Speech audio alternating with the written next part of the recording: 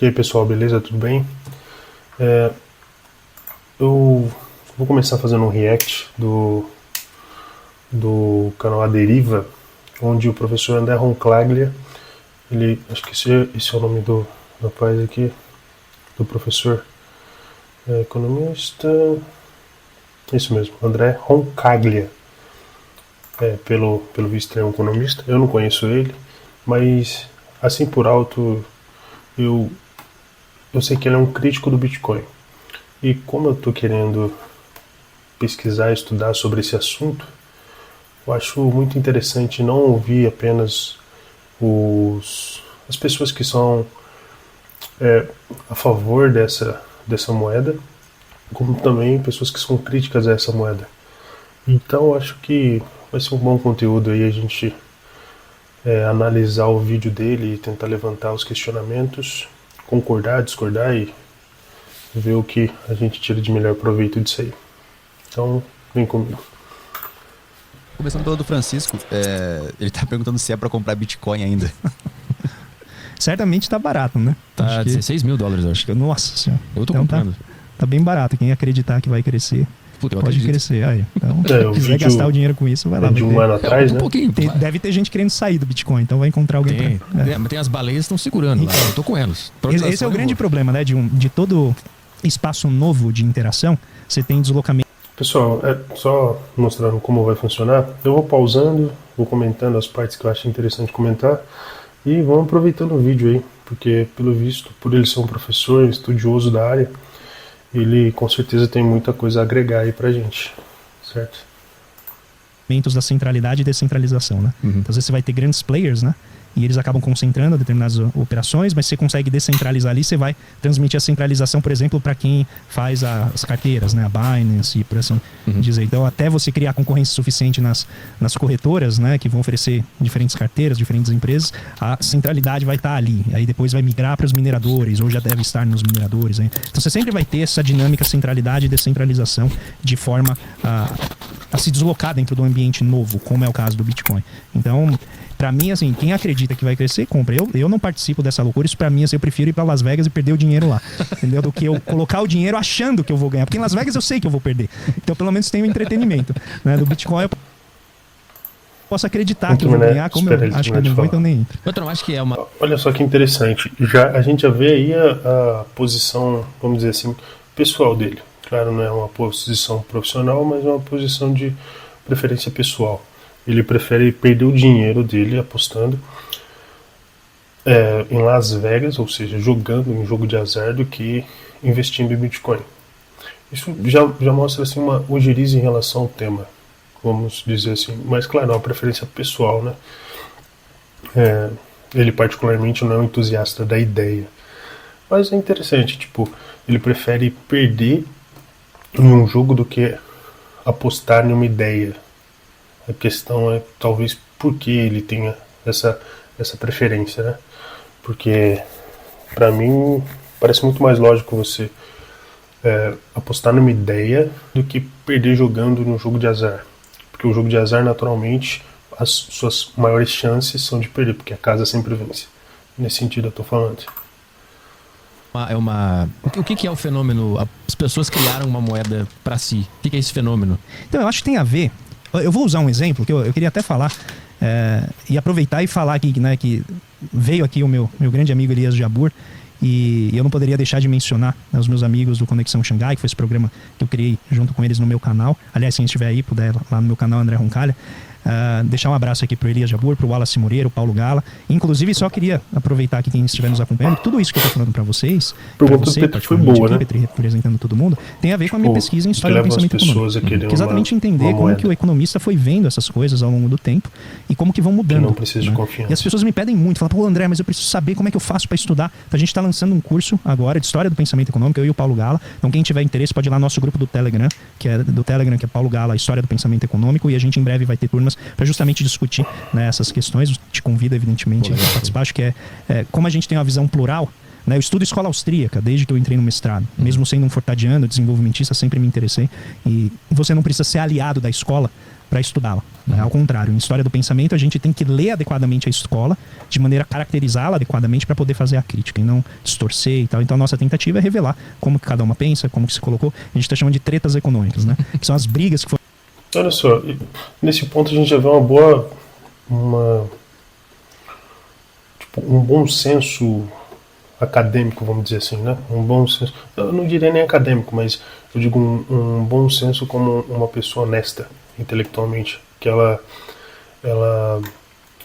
busca caracterizar as diferentes escolas de pensamento, mesmo se identificando como uma escola de pensamento econômico divergente daquele estudo. Ele busca caracterizar aquelas escolas de pensamento econômico a qual ele é crítico de maneira honesta. Tipo, pelo menos até agora eu não vi nenhuma adjetivação negativa pessoal em relação às vertentes de um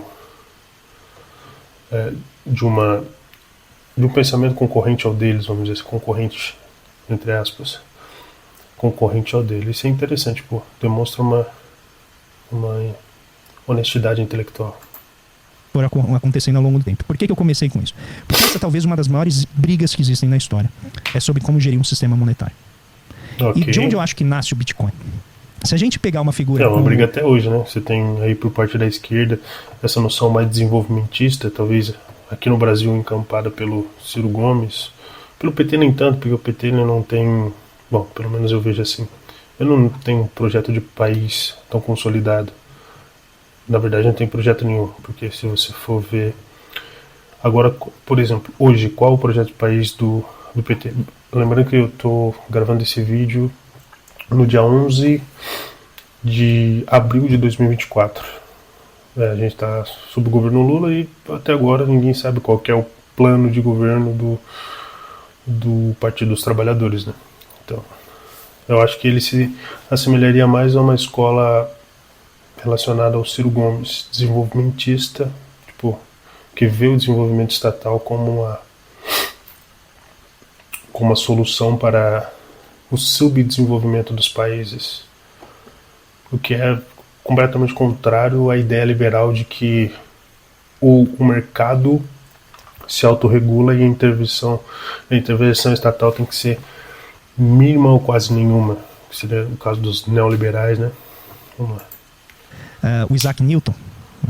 O Newton era um físico, ele cria uma área da matemática para poder dar racionalidade ao funcionamento do universo. Então ele cria o cálculo derivativo, né, as derivadas, integrais, tal, que o pessoal que entra em economia, vai fazer engenharia, tem que ficar lá fazendo as contas, que é o cálculo. E ele foi presidente da Casa da Moeda da Inglaterra. Pô, pra quem não sabe, eu sou engenheiro, e é exatamente isso. Tipo, Newton criou... a gente conhece muito Newton no ensino médio, né? A gente conhece um pouco também de integral e derivada, quais são as noções assim básicas, mas a gente pega mesmo para se debruça sobre essa questão de cálculo em engenharia, cálculo 1, cálculo 2, cálculo 3, e vai fundo nisso aí. E daí sim a gente tem a dimensão do quanto, do como foi a genialidade de Newton. A gente só tem que aprender essas matérias. Newton inventou essas matérias. Então, tipo, se tem alguém que pode ser chamado de gênio, com certeza Newton está entre essas pessoas. Não me engano, entre 1665 e 69, se não me engano. Um período bem curto, só fez bobagem.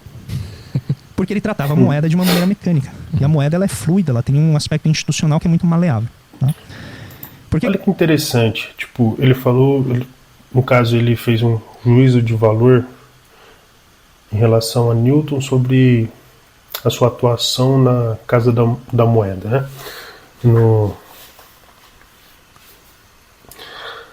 A questão é a seguinte... Eu não vou analisar o mérito, mas a gente já percebe o viés... vou colocar dessa forma. O viés cognitivo do professor em desqualificar essa abordagem mais mecânica na moeda e abordar uma ideia mais maleável da moeda, mais relacionada às características humanas, né? Tipo, pelo que eu entendi, que Newton tentou abordar a moeda de uma maneira mais prática, objetiva, estruturada, e ignorou aspectos humanos dos mercados e do comportamento da moeda na sociedade. Foi isso que eu entendi. Por que eu estou começando com isso? Porque o Newton era também um alquimista. Quando o Newton, eu não me... Okay, agora eu não sei ao certo. Lembrei. O John Maynard Keynes, no século XX já, vai num grande leilão dos arquivos e das posses lá do Newton.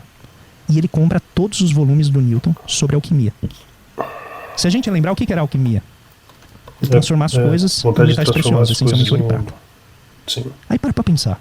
Por que eu preciso criar um método para produzir algo sinteticamente que só se encontra de maneira mal distribuída no planeta, que era o ouro?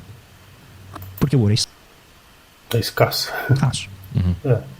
Então qual que é a ideia? Nossa, é porque o ouro ele tem valor. Embora que você tendo a capacidade de produzir ouro, você vai colocar em xeque justamente essa característica de ser escasso, né? Tipo, é um paradoxo.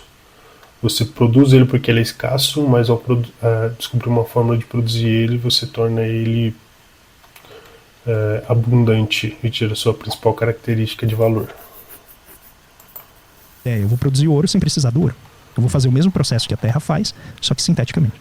Tudo bem? Okay. Porque aí eu teria o quê? Frase do Newton. Prosperidade e riqueza. Ouro igual prosperidade e riqueza. Tá?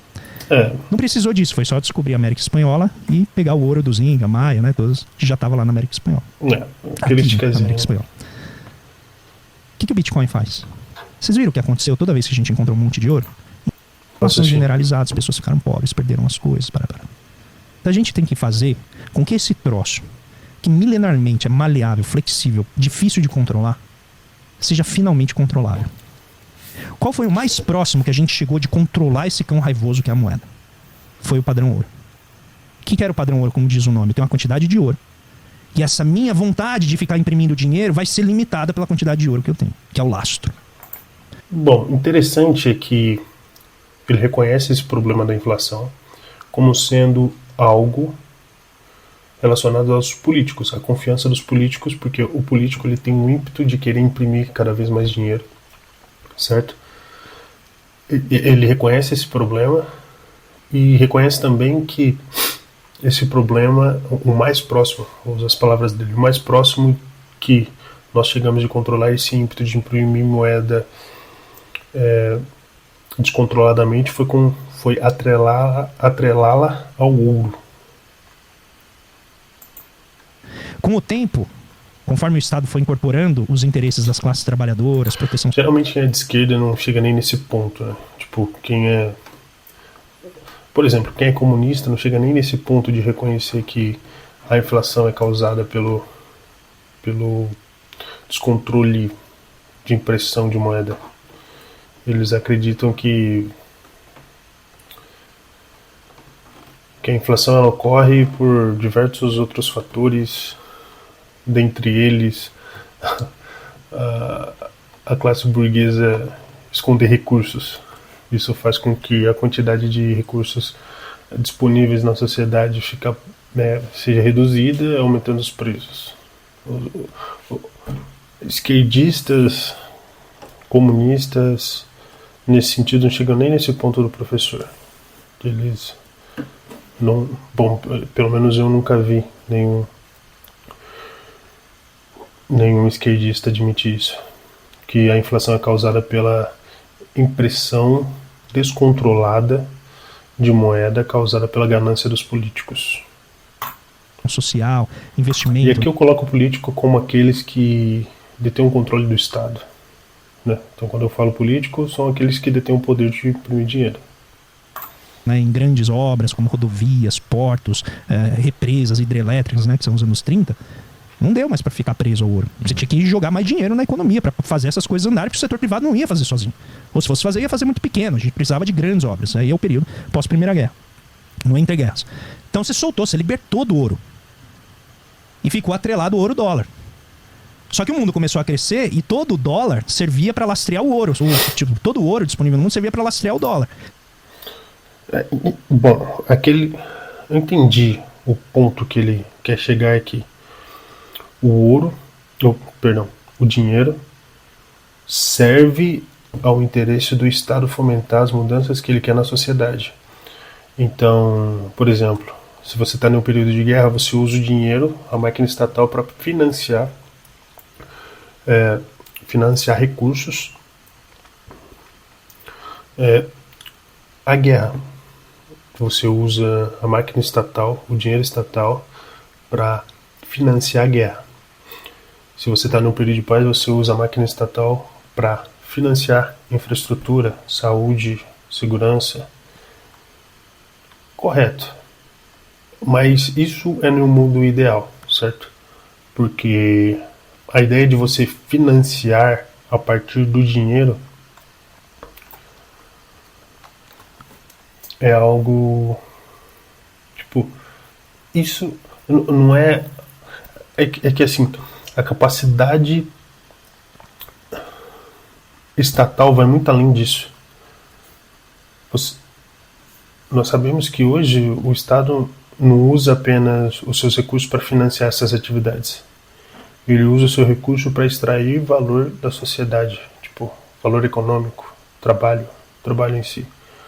Porque aqui é um ponto interessante. Eu vejo uma divergência entre o que eu penso que é moeda e o que o professor pensa que é moeda. Aqui ele encara a moeda como, vamos dizer assim, um combustível que fomenta as atividades da sociedade. É como se a sociedade fosse uma fogueira. E se eu quero que aconteça mais fogo ali, eu jogo mais gasolina ali. A gasolina seria o dinheiro. Então, se eu quero que aquela atividade econômica aconteça, eu financio aquela atividade econômica pela moeda fiduciária do Estado, e aquela atividade econômica vai prosperar. E se eu quero que aquela atividade econômica trabalhe mais, eu financio com mais dinheiro. Então, o dinheiro é combustível que o Estado usa para fomentar a economia. O meu grande problema é que o dinheiro não é o combustível. Na verdade, o que move a sociedade é o trabalho. E mais importante do que o trabalho, o que move a sociedade é, de fato, o trabalho bem empregado. E o dinheiro é apenas informação.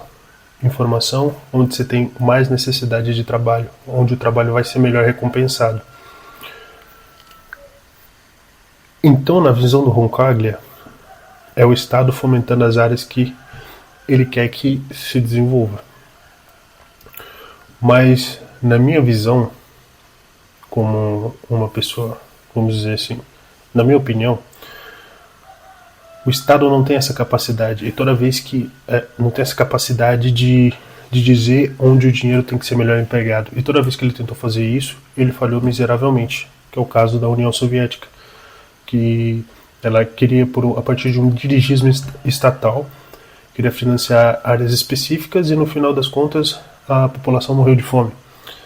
Esse é o problema, que o Estado não tem essa informação por completo. A única coisa que tem essa informação por completo é a própria sociedade pelas suas demandas. E de fato, o dinheiro, nesse sentido, seria não combustível, mas a informação. A informação no sentido de que aquilo que se tem mais necessidade aquilo que se tem mais necessidade na sociedade tem mais valor para ser produzido, e por isso atrairá mais investimento de capital. Quando você burla essa regra e financia uma área em específico, necessariamente a informação fica distorcida e a sociedade não sabe mais como se comportar, e o que causa todos os problemas econômicos que a gente conhece até hoje. Distorção de preço, inflação. Bom, talvez esse é o meu raciocínio por trás dessas informações. Você negociava em dólar, mas supostamente aquela quantidade de dólares estava lastreada pelo ouro. Aí em 1971, Nixon olha para isso e fala assim: isso já deixou de existir faz tempo. Ele foi lá, olhou as reservas de ouro e, sei lá, quase 70%, se eu não me engano, estava na Europa. Ou seja, não estava com os Estados Unidos. Os Estados Unidos já estava com déficit comercial há muito tempo, o lastro do dólar já tinha se esvaído há muito tempo, o Nixon falar. As favas com esse padrão ouro. E desde então os bancos centrais imprimem moeda do jeito que eles querem, baseado na credibilidade deles, e o mundo foi se expandindo à base do dólar. E isso claro, né? Tipo, o político, de fato, ele disse uma coisa e fez outra. Disse que imprimiria o dinheiro lastreado em dólar, porque ele para a pessoa confiar nele, para a população confiar nele, e no fim das contas ele não fez. Ele fez outra coisa completamente ao contrário. Que o dólar se expandisse. Hoje você tem uma quantidade monumental de dólares a ponto da China ter 4 trilhões de dólares nas suas reservas, vendendo produto baratinho para o mundo inteiro. Imagina a inflação de todo enquanto os esse Estados dinheiro Unidos exportava suas indústrias inteiras lá para o leste asiático. E a China agora tem esse canhão de 4 trilhões de dólares. Um quarto dos Estados Unidos guardado na forma de ativos da China, só que estão depositados lá no Tesouro Norte-Americano. Olha a loucura que virou. Então é óbvio que fugiu do controle, no sentido ANCAP do termo. O que você tem que fazer? Não, vamos criar uma alternativa que nunca vai fugir do controle. Sabe por que ela não vai fugir do controle? Porque ela não é humana. Ok. Então, o Bitcoin, ele elimina o principal aspecto que montou e transformou a moeda nessa instituição maleável, que permitiu a gente construir desde as pirâmides do Egito até colocar o homem na Lua. Ele faz o quê? Ele elimina exatamente o aspecto humano, que é a confiança. Porque nem... ok. Ele está agindo como se o aspecto humano da moeda, o fato do Estado conseguir direcionar os esforços humanos para as atividades que lhe convém, fosse o motor da evolução social. Tipo, o motor da evolução humana. Eu discordo disso. Eu acho que o motor da evolução humana são as próprias pessoas tentando resolver os seus próprios problemas e tentando acumular riqueza, que é natural. Nenhuma moeda existe sem confiança. E aqui que vem a parte da história do pensamento. Esse fato de nenhuma moeda existe sem confiança é verdade. Mas a confiança que uma moeda precisa não é a confiança no político. A confiança que uma moeda precisa é de que ela vai ser uma moeda que pode ser aceita, vamos dizer assim, universalmente. Ela tem que servir como moeda de troca, e nesse sentido eu tenho que ter a confiança de que ela será aceita por um par meu como uma moeda de troca, certo? Então, de fato, toda moeda precisa de confiança. Confiança de que o meu par, o meu conterrâneo ali, o meu par vai aceitar a troca de uma moeda por algo que eu preciso.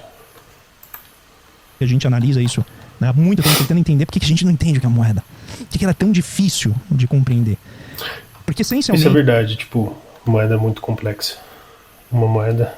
A moeda, tipo, você analisar uma moeda em todas as suas nuances e tentar definir ela como um postulado, vamos dizer assim, como uma verdade imutável, é muito difícil e talvez impossível.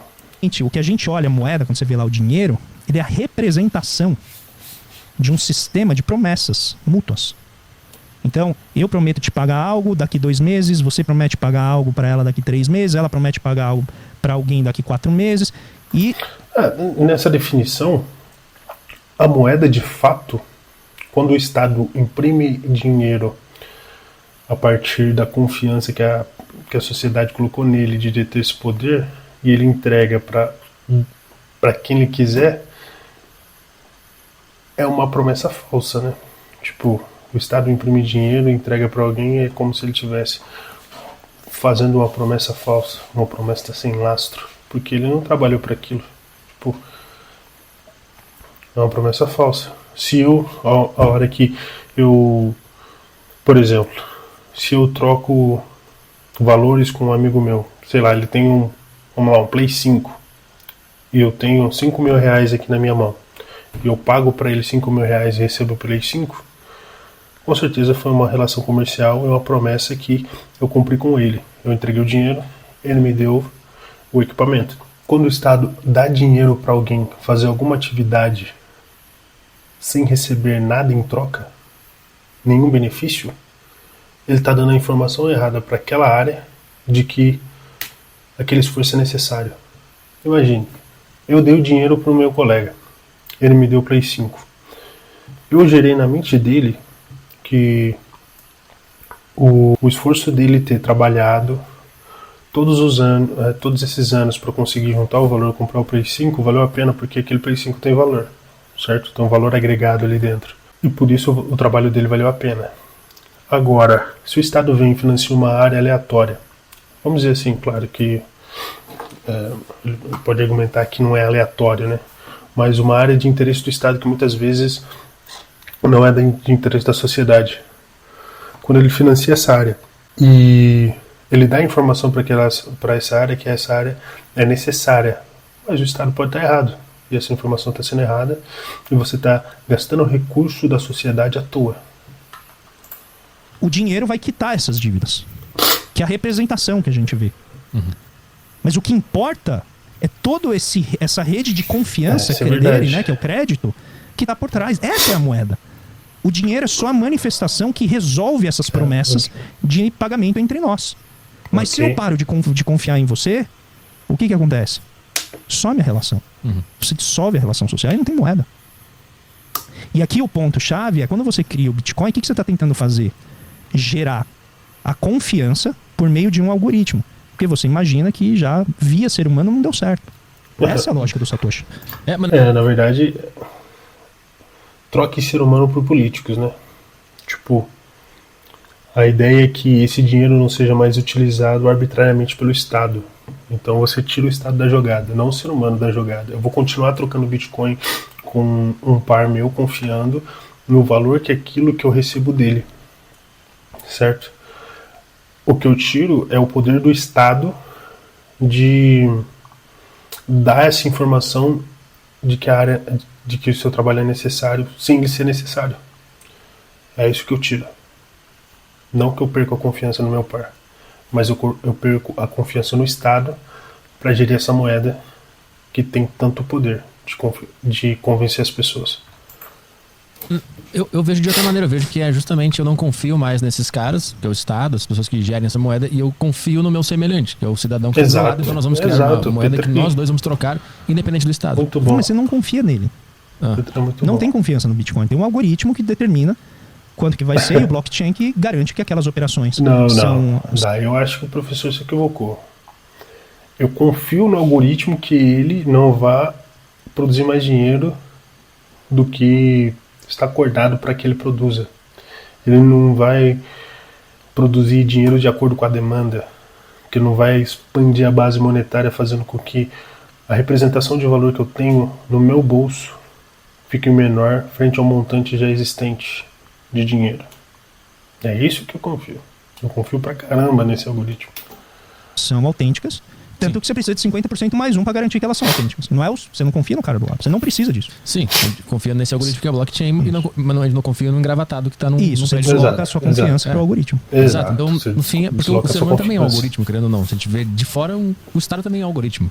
Não, tudo bem. É uma viagem, né? A gente poderia reduzir tudo a questão de programação, né, nesse sentido. Daria para fazer.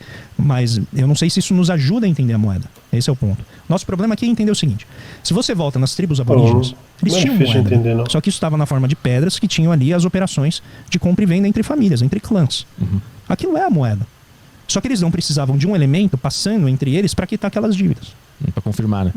O problema é que o Estado ele vai lá e muda ele mexe nessas pedrinhas, colocando valores maiores para um, valores menores para o outro, sem necessariamente mérito nenhum de trabalho.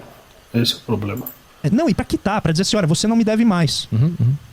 Hoje... Daí chega o Estado lá e fala, agora você deve. Mas por quê? Porque eu achei interessante que você devesse. Esse é o problema. Sempre gosto de usar esse exemplo. Você chega no supermercado, pega lá uma lata de tomate. Você emprestou a lata de tomate do supermercado, porque ela não é tua. Se outra pessoa chegar para pegar a última lata de tomate, vai ter uma briga, não vai? É minha, eu já peguei. Mas ela é do supermercado, ela não é de nenhuma das pessoas que está disputando aquela lata de tomate. Mas você pega aquela lata de tomate e põe no seu carrinho. Ela é sua. O que você está dizendo para o supermercado? Eu prometo te pagar quando eu chegar no carrinho, mas ela é minha. Você tirou do ativo do supermercado e colocou no seu ativo, no seu balancete. Você chegou no caixa, pegou um pedaço de papel e liberou aquela dívida que você tem com o Estado, com o supermercado. É isso. Isso é a moeda. Então, aí o Bitcoin entra para falar com o mercado, ó, vamos se pagar em Bitcoin e esquecer esses caras aí. Então é uma lógica interessante. Não, a lógica é muito interessante. Pode dar certo daqui a uns anos. O problema é aí. A lógica é interessante, eu acho, né, genial o cara que pensou nisso. Eu nunca tinha nem pensado, né, em você produzir uma moeda sem confiança. Não tiro a genialidade de quem pensou, nem sei se é uma pessoa só, né, pode ser um grupo aí que refletiu sobre isso. O problema é se isso pode ser a base para a operação de sociedades. Muito bom, cara. Pelo menos nesse trecho aqui ele mostrou uma boa vontade, né? Tipo, ele não fez um juízo de valor da ideia, como muitos comunistas fazem, em falar que o Bitcoin é uma arma imperialista ou burguesa para tirar capital dos mais pobres ou tirar poder do Estado de maneira a controlar a sociedade, tipo, coisas desse tipo. Nem disse que o Bitcoin é feio ou ruim, feio ou bonito, né? Ele fez juízo de valor e deu devido valor à ideia. Que a ideia de fato é muito boa. Que isso sirva como refúgio de investimentos, como forma de você proteger a sua riqueza, eu tenho minhas dúvidas porque ele é muito volátil, né? Então, quem entrou quando estava 60 mil agora está amargando aí uma perda de praticamente 60%. Isso é uma questão de início de mercado, né? Naturalmente, a grande volatilidade é pela baixa liquidez, vamos dizer assim. Tipo, nem todo mundo quer Bitcoin, porque nem todo mundo conhece. Esse é um problema de um mercado novo. E a questão de ganhos e perdas é uma questão de perspectiva, né? Se você comprou na baixa e vendeu na alta, você está super feliz. Agora, se você fez o contrário, você está super triste. É uma questão de perspectiva. Na sua riqueza. Então, tudo bem, se a pessoa acha que é válido... depende do momento que a pessoa entrou. Isso. Né? Entendeu? Então, eu acho ruim como instrumento de proteção da riqueza algo que perde 60% em alguns meses, quando o Banco Central norte-americano sobe a taxa de juros em 2%. Isso é foda. Isso é atrelado a... De fato é ruim, mas... Não era. Não era. Ele era um instrumento de proteção. É uma questão inerente ao mercado novo. Tipo, intrínseco a mercados novos. E tinha pouca gente. Quando virou moda, aí ele correlacionou com os ativos de risco, virou um ativo de risco. Naturalmente, porque ativo de risco é justamente isso, é algo desconhecido, pouco estabelecido no mercado. Se ele fosse algo conhecido e bem estabelecido no mercado, não seria tão volátil e não seria novo. Esse é o primeiro ponto. Segundo, que ele possa substituir as moedas do mundo e se tornar um grande espaço global, uma aldeia monetária global, pode ser, mas não depende da minha vontade, não depende da sua, depende de um milhão de coisas, depende da reação dos governos, né? Você vê, o Facebook quis criar a sua própria moeda, não deu. Então, criar moeda não Essa questão do Facebook aí é o exemplo clássico de que por que grandes empresas não criaram suas próprias moedas. Primeiro, porque o fator confiança estaria nela, a gente só estaria trocando o Estado por uma empresa de um bilionário qualquer aí, e porque o Estado vê esses bilionários como concorrentes, e eles não vão permitir que o Jeff Bezos ou o Elon Musk, o Mark Zuckerberg tenha uma moeda, porque a quantidade de usuários que eles têm em suas redes tornaria eles um país com uma moeda muito, muito poderosa, né, no caso. Então, esse é o grande implícito. E é até por isso que o Satoshi, tipo, é tão genial a ideia do Bitcoin a partir do Satoshi não se mostrar como criador, porque ele seria um elo fraco nessa corrente de confiança do Bitcoin. E como um elo fraco, ele se retirou. Ele disse, não existe mais. Entende? Tipo, é um assunto mais complexo que, se eu falar aqui, fica muito longo. Nossa, complicado. Então, que ele tenha aderência, que as pessoas confiem nele, que faça parte da moda, não tem nenhum problema. Eu acho que ele está induzindo o sistema financeiro a aumentar a concorrência, a produtividade, está reduzindo o custo de muitas operações. Eu acho que tem uma série de efeitos positivos. O meu problema é quando isso se torna quase que uma pregação de que ela é a única moeda ou é a melhor forma de organizar monetariamente a sociedade. É esse o meu problema. Okay. Eu vou levantar alguns problemas aqui para a gente refletir. Essa questão de ser a melhor forma, talvez não, com certeza ela vai se provar a partir do tempo, né? Só o tempo pode dizer se ela é melhor, a pior ou uma forma mediana. Só o tempo vai dizer. Porque eles nunca me foram respondidos. E eu vou levantar um só, na verdade, que é o problema, a tendência deflacionária do Bitcoin. Então vai chegar um momento em que para de emitir Bitcoin, a gente já tem aí, se eu não me engano, cerca de 4 milhões, né, que se perderam, porque foram destruídos em CPUs, ou nunca mais a pessoa encontrou a chave e tal. Então você tem uma quantidade de moeda muito pequena. O que acontece quando mais gente estiver entrando no Bitcoin, aumentar a demanda por ele e tal? O que vai acontecer se, por exemplo, você fizer um movimento de reduzir preço, tá? Porque ele ficou mais apreciado. Então, algo que custava 2 Bitcoins agora custa 1 Bitcoin. Tá? Se isso acontecer, como é que você vai resolver o problema dos salários? Porque o cara ganhava 1 Bitcoin. Em tese, como o Bitcoin está valendo o dobro agora, ele deveria ganhar meio Bitcoin para ter o mesmo poder de compra. Será que esse cara vai aceitar? Esse é o problema de uma moeda deflacionária. É isso que ocorreu lá na Inglaterra. Quando você joga o câmbio de 3 para 1, o trabalho... Aí ele tem um ponto. Tipo, na moeda como uma moeda, no Bitcoin como uma moeda de troca universal, onde a gente poderia transacionaria livremente como uma moeda de livre comércio. Aí ele tem um ponto. O trabalhador, agora, ele vai ter que ganhar 1/3 do que ele ganhava para manter a mesma paridade. Será que ele vai aceitar receber nominalmente 1/3? Ele vai falar, pô, mas por quê? No contrato tá dizendo que eu vou ganhar 1 Bitcoin. Por que você tá falando que você vai me pagar meio Bitcoin? Não, é porque apreciou no sistema. Fala, não, meu contrato. Tá no contrato. 1 Bitcoin. Não, mas se eu te pagar 1 Bitcoin, teu salário é o dobro. Mas você assinou o contrato. Olha a repartição, distribuição de perdas e ganhos que você vai ter num processo como esse. Várias pessoas já levantaram esse questionamento. Aí sempre a resposta é, não, o sistema tem propriedades que resolvem isso. Eu não sei quais são. Não estou dizendo que tem nem que não tem. Eu nunca recebi uma resposta. E eu acho esse um problema dramático se algum dia o Bitcoin for o sistema monetário das sociedades. Porque resolver o problema da deflação dos salários é o que a gente sempre tentou fazer. E quando teve deflação do salário, foi crise, recessão e depressão. Depressão. Não é uma brincadeira. A gente está falando, assim, de pessoas perderem a vida, de você ter 25% de desemprego, que foi o que aconteceu lá.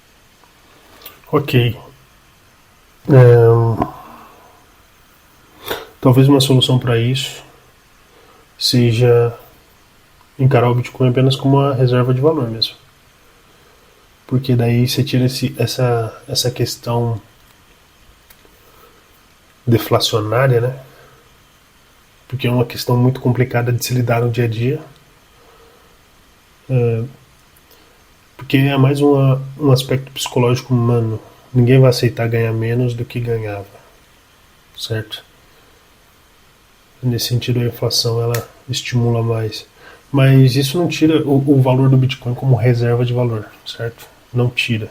Na verdade, isso fortalece o Bitcoin como uma moeda capaz de guardar e aumentar seu valor com o tempo. Na verdade, isso fortalece muito esse argumento. Mas depois contra a capacidade do Bitcoin de substituir as moedas comuns, fiduciárias. Então, nesse ponto, a gente vê o Bitcoin mais como um ouro da vida do que um dólar.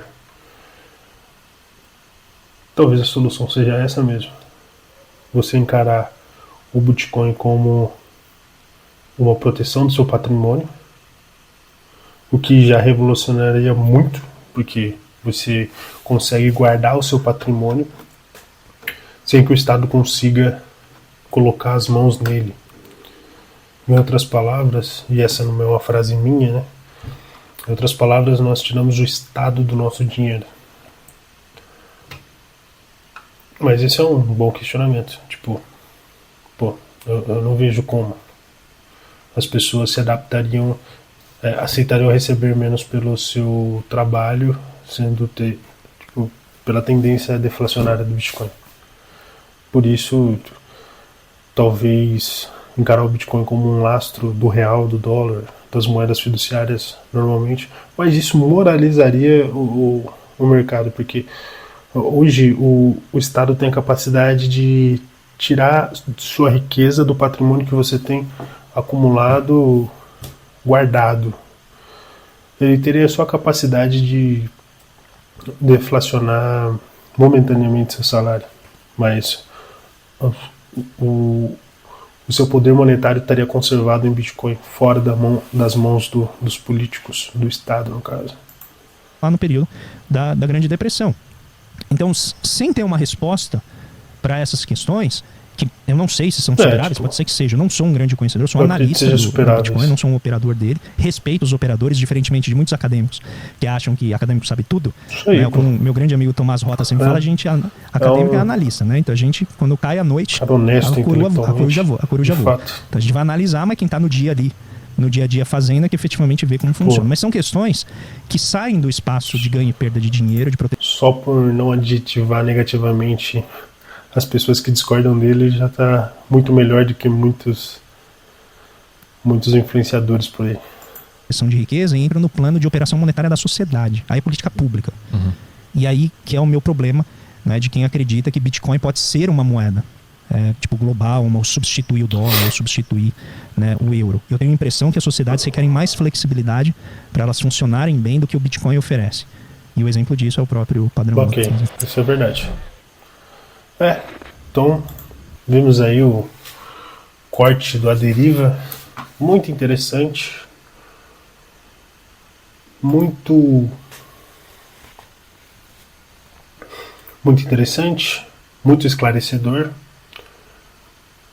trouxe várias ideias e questionamentos aí pra gente refletir, mas me deixou mais convicto da capacidade do Bitcoin ser o que ele promete ser.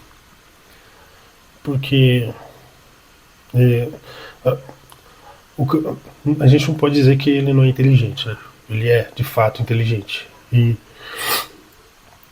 mesmo com as preferências pessoais dele, ele não conseguiu levantar em mim um questionamento profundamente perturbador sobre a integridade do Bitcoin no futuro.